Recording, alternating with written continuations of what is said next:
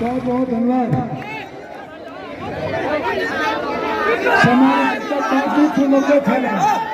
सम्मानित गार्जियन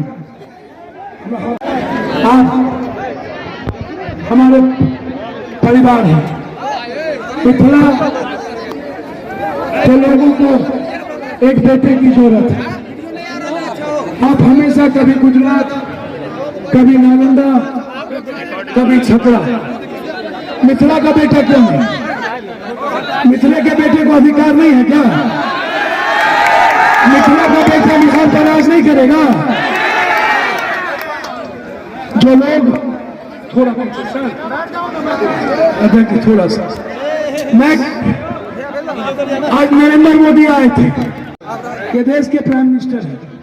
आप ताली और नहीं बजाइए।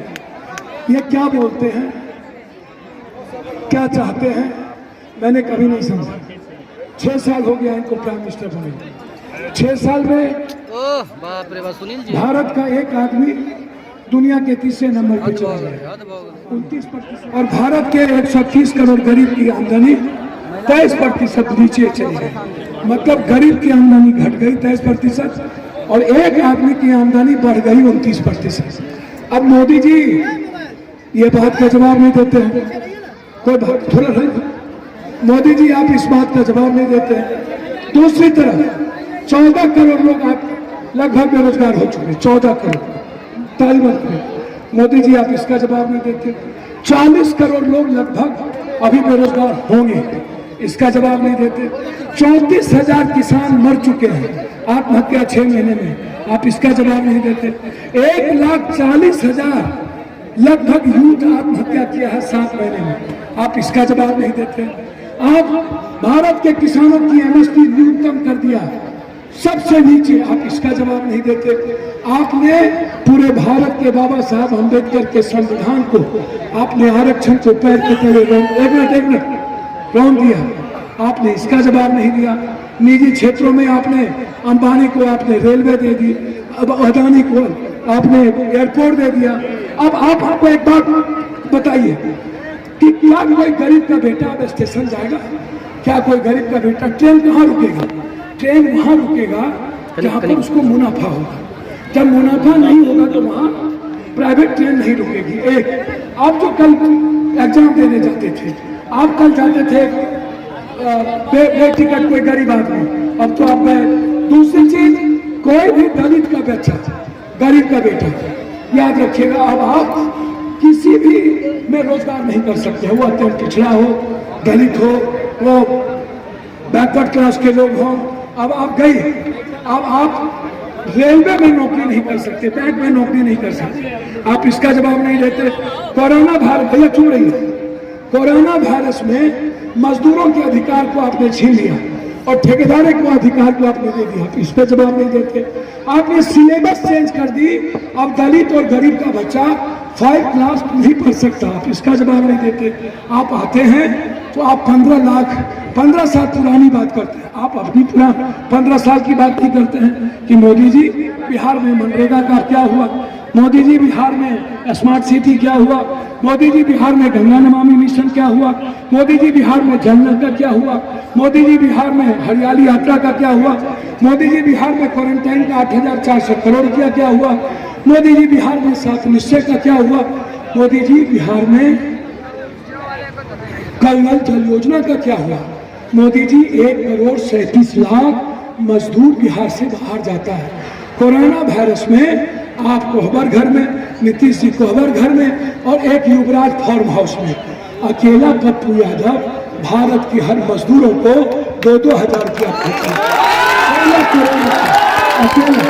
तब आप मोदी नहीं थे, तब नीतीश नहीं थे, तब युवराज नहीं थे, जब सड़कों पर लाठी मार रहे थे और गोली चला रहे थे, तब 76 दिनों तक हर गरीबों के हाथ में 1,500 रुपया पप्पू यादव भेज रहे हैं, मोदी जी जवाब नहीं थे। जब हम 1 महीने का राशन भेज रहे थे, मोदी जी तब आप वहां नहीं थे। जब हम कोटा में बच्चों को आत्महत्या करने को छोड़ दिया, मध्य प्रदेश में बिहार का एक बेटी, एक लड़का 14 साल का माँ से मिलने के लिए आत्महत्या कर लिया, करोड़पति बेटा था, एक बेटी कोटा में हत्या कर लिया, तब नहीं थे। जब हम 70 बस लगाए तो नीतीश जी आपने रोक दिया। फिर हमने 7 ट्रेन लगाया कोटा में, और हमने नीतीश जी को 750 बस लगाए बम्बई में, 3500 बस लगाए पप्पू यादव दिल्ली में, 37,82,000 मजदूर को अकेला पप्पू यादव लेके बिहार आए। उसमें 27 लाख मजदूर उसमें पैदल आया, पैदल लहू लहान। आप लाठी चलाए, आप ज्योति पासवान के बेटे भूखा अपने बाप को लेके आया। मैं धन्यवाद देता हूं अपने इस दूसरे अवतार को, ये हमसे बड़ा अवतार है, ये पप्पू यादव से भी बड़ा चेहरा है। मैंने ऐसा पानी मैंने नहीं देखा। इस आदमी ने, मैंने कहा कि ऐसे हुआ, इस आदमी ने 50,000 रुपया तुरंत पहुंचा दिया। मैं जब पटना में अकेला पड़ गया, आश्चर्य होगा आपको, अकेला जब हम पटना में पड़ गए, 15 लाख लोगों को खाना खिलाते खिलाते थक गए। जाइए पूर्णिया, मेरे पास कोई जमीन नहीं बची।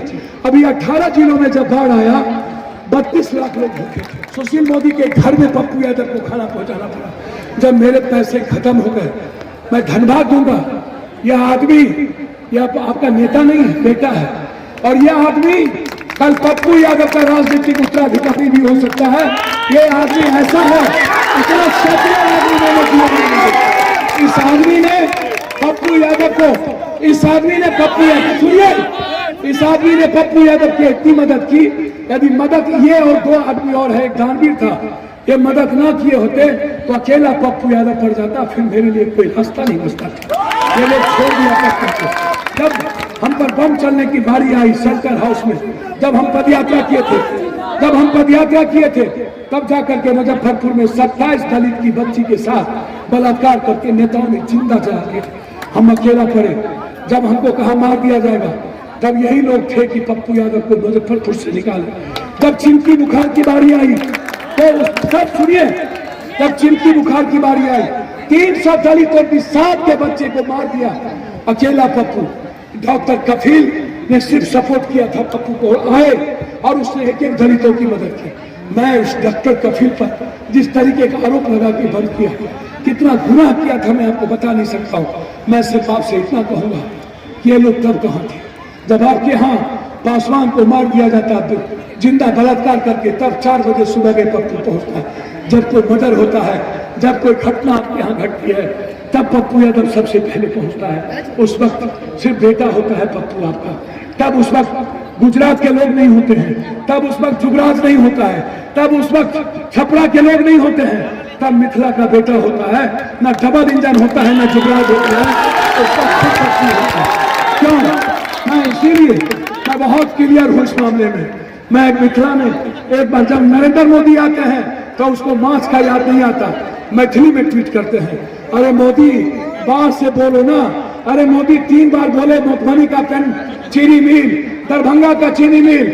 आप डॉक्टर मुन्ना खान को पप्पू समझ के बेटा दे के आशीर्वाद कर देना। यदि 1 साल के अंदर मधुबनी और दरभंगा का सारी फैक्ट्री नहीं खुली तो पप्पू के पैदाइश पे फर्क होगा। ये है मेरा प्रतिज्ञा पत्र और ये है मेरा शपथ पत्र। ये कोर्ट का दस्तखत है, जज का, और ये मेरा दस्तखत है। मैंने कोर्ट में साफ शब्दों में कहा, आप हमको 3 साल का वक्त यदि बिहार दिया, यदि एशिया का नंबर 1 बिहार नहीं होगा तो मैं राजनीति छोड़ दूंगा। मेरी लड़ाई साफ है। आपके इस हाया घाट से अकेले बेटी अपनी बहन अपने भाई के साथ चलेगा, किसी ने छेड़ दिया या तो मैं जिंदा रहूंगा या तो वो जिंदा रहेगा। मेरी लड़ाई साफ है। कोई गरीब, किसी जात का गरीब, किसी गरीब है किसी सर नहीं बोल पाएंगे, चले जाएगा हेलीकॉप्टर। किसी जात का गरीब का बेटा बेटी मजदूरी नहीं करेगी। किसी सर किसी गरीब का बेटा बेटी मजदूरी नहीं करेगा। 18 साल तक वो पढ़ेगा और जब तक वो पढ़ेगा तब तक उसके माँ बाप को 4,000 रुपया पप्पू यादव की सरकार देगी। हम कोई कंप्रोमाइज नहीं करेंगे। इंटर के एग्जाम के बाद कोई भी लड़का यदि पढ़ना चाहेगा और उसके पास पैसा कमजोरी होगी, 8,000 रुपया हम तब तक उसके अकाउंट में डालेंगे जब तक वो कोई कंपटीशन नहीं करता है, जब तक वो पढ़ता है। मेरी लड़ाई कोचिंग फ्री करेंगे आते ही। कोई कोचिंग नहीं होगा, कोचिंग फ्री होगी, हर परिस्थिति में उसमें पैसा नहीं लगेगा। आते ही इंटर करने के बाद बेटी को स्कूटी और बेटा को मोटरसाइकिल पप्पू यादव की तरफ से पढ़ने के लिए मिलेगा। ये लड़ाई है मेरी लड़ाई। जो भी सिपाही भर्ती में आएगा, सिपाही भर्ती में आते ही हम रिटर्न का एग्जाम खत्म करेंगे। सिर्फ फिजिकल और 10th क्लास का सर्टिफिकेट होगा और सिपाही में भर्ती होगी, कोई रिटर्न एग्जाम नहीं होगा। मेरी लड़ाई वाला, मेरी लड़ाई जिस दिन गरीब के घर में एक बेटी जन्म लेगा उसी दिन पप्पू यादव की सरकार 1 लाख रुपया उसके नाम से जमा कर देगा ताकि इस बेटी को कंप्लीट रूप से कोई दिक्कत ना हो। जिस दिन याद रखिएगा पप्पू यादव की तरफ से 600 रुपये का पेंशन आते ही पप्पू यादव 3000 रुपया करेगा और 28 तारीख को हर बूढ़ा बूढ़ी के घर में पेंशन पहुंचेगा। मेरी लड़ाई यहाँ, मेरी लड़ाई का इलाज जो जात हो, जो ऊंची जात, पिछड़ी जात, दलित, जो ठेला चलाता है, खोंचा चलाता है, सब्जी बेचता है 2 बीघा से नीचे, दिहाड़ी मजदूर है, बंधुआ मजदूर है, उसके डॉक्टर यदि जांच लिखेगा, आज भी मैं 14 करोड़ का, मेरी सरकार आते ही किसी भी जांच में गरीब को पैसा नहीं लगेगा। ये मैं मेरे तरफ से फ्री हूँ हर परिस्थिति। किडनी, कैंसर, हार्ट और ब्रेन ट्यूमर का इलाज गरीबी रेखा के नीचे हर परिवार का। सर ओके, कैनी हो आई चेंज बिहार, कैनी हो मैं बदल के देखना चाहता हूँ। 60 केजी आटा, 40 केजी चावल, 20 केजी आलू, 5 किलो दाल, 5 लीटर सरसों तेल 28 तारीख को बिहार के हर गरीब के घर पहुंचा देंगे ताकि कोई भूखा ना रहे और कोई भीख ना मांगे। 1 BHQ का पक्का मकान, 1 BHQ का पक्का मकान 2 साल के अंदर। जो भी मिथिला में झोपड़ी है, पप्पू यादव 1 BHQ का पक्का मकान 2 साल के अंदर लैट्रिन, बाथरूम, किचन सहित एक गरीब के घर को हाथ में चाबी दे देगा कि तुम पक्का के मकान में रहो हर परिस्थिति में। जो घर में यूथ है, रोजगार नहीं है, उसको मैं 2 लाख से 10 लाख का रोजगार के लिए मैं दूंगा। और अब मैं पहले कहा कि 6000 रुपया जब तक वो रोजगार नहीं मिलेगा यूथ के अकाउंट में पप्पू यादव डालेगा ताकि वो यूथ को कभी मोहताज होना ना पड़े, वो बेरोजगार यूथ हो। ये लड़ाई है किसानों की का जो अनाज है वो पप्पू यादव MSP के तहत नहीं, हम खेत में क्या सब संविदा पर 1000 बार चुकिए। पप्पू यादव जिस दिन आएगा किसानों का फसल खेत में लेंगे और 10% जितना मूल्य लगेगा लागत से ज्यादा मंडी और गोदाम होगा। और मैं आपको वचन देता हूं 1 साल के अंदर कोऑपरेटिव सिस्टम के द्वारा खाद और बीज पप्पू यादव की सरकार आपको देगा। बाजार में किसी किसानों को खाद और बीज लेने के लिए नहीं जाना पड़ेगा। ये मेरी लड़ाई है, मेरी लड़ाई। हर 4 करोड़ के बाद CCTV कैमरा, हर ऑफिस में CCTV कैमरा, मुख्यमंत्री के चैम्बर में CCTV कैमरा, CEO वीडियो के CCTV कैमरा, बाजार में मेट्रिक CCTV कैमरा। और जो आदमी CCTV कैमरा में किसी बच्ची को छेड़ते दिख गया, किसी बाजार में दबंगई करते दिख गया, किसी गरीब पर हिंसा करते दिख गया, जात पात करते दिख गया, हिंदू मुसलमान करते दिख गया। NRC में जब बम चल रहे थे 107, कहाँ गई मेरी बहन? यहाँ पहले आप बोल चुके हैं ना, हमारे आइए थे सोएब जमाई, आप इनसे पूछिए शाहीन बाग, आप इनसे पूछिए 80 केस पर जोगी ने किया, मस्जिद नहीं। और उसके बाद जोगी ने जिस तरीके से अकेला 160 सभा अकेला, जब पप्पू यादव तलाक पर बहस की, यही मायावती, यही लोग, मैं SDPI के लोगों को धन्यवाद देता हूँ बहुत SDPI की ताकत को। SDPI ने जब मस्जिद दंगा करवाया था दिल्ली में, अकेला पप्पू यादव हर मस्जिद को 2-2 लाख और मंदिर को 2-2 लाख रुपया पहुंचाया। और ये कोई पहुंचाने की हिम्मत नहीं। शाहीन बाग जामिया की लड़ाई अकेला पप्पू यादव। कौन था उस वक्त? क्यों कोई नीतीश और जुगराज का बेटा नहीं था? क्यों नहीं अपने घर से निकला उस वक्त पप्पू? क्यों? ये लड़ाई थी मेरी। मैं आपसे दुआ मांग रहा हूं, आप हमको 3 साल का वक्त दीजिए। यदि 3 साल में मकान यदि संविदा आते ही दस्तखत करेंगे, वेतनमान होगा। याद रखिएगा, सबसे पहला दस्तखत जीविका ममता आशा का 9000 रुपया तनख्वाह। कोई भी नियोजित शिक्षक नहीं होगा, वेतनमान होगा और 40,000 से ऊपर तनख्वाह। याद रखिएगा, इसीलिए हम आपसे आशीर्वाद मांगने हैं। एक बेटा है, एक सगा भाई है, आपके घर का भाई है। हर कष्ट में मैं आपके साथ रहता हूँ, चाहे पटरी पर हो चाहे कहीं हो, चाहे सांप के बगल में हो। मैं 9 तारीख के बाद कोई नहीं मिलेगा आपको, सिर्फ आप हम पप्पू मिलेंगे। रात में पप्पू मिलेगा। मैं दूसरा पप्पू को देके जा रहा हूँ। ये है दूसरा पप्पू जिसका नाम डॉक्टर मुन्ना खान है, जिसका नाम डॉक्टर मुन्ना पासवान है, जिसका नाम डॉक्टर मुन्ना राम है, जिसका नाम डॉक्टर मुन्ना यादव है, मुन्ना झा है।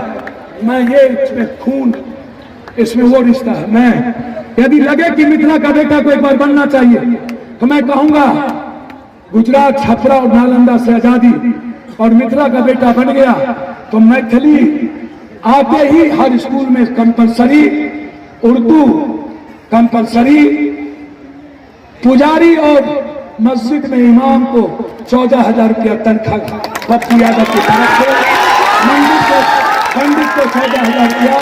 आते ही मखान को दुनिया के नंबर 1 मिथिला का मखान वर्ल्ड को जाएगा, उसकी फैक्ट्री होगी। और फिश बॉल हम खोलेंगे और फिश बॉल से हर माछ को दुनिया भेजेंगे और हर व्यक्ति के घर पर माछ और मखान से कार होगा। यही पप्पू कहने आया है। एक बार तो भरोसा कर लीजिए, एक बार दोनों हाथ अभी उठा क्या कहिएगा।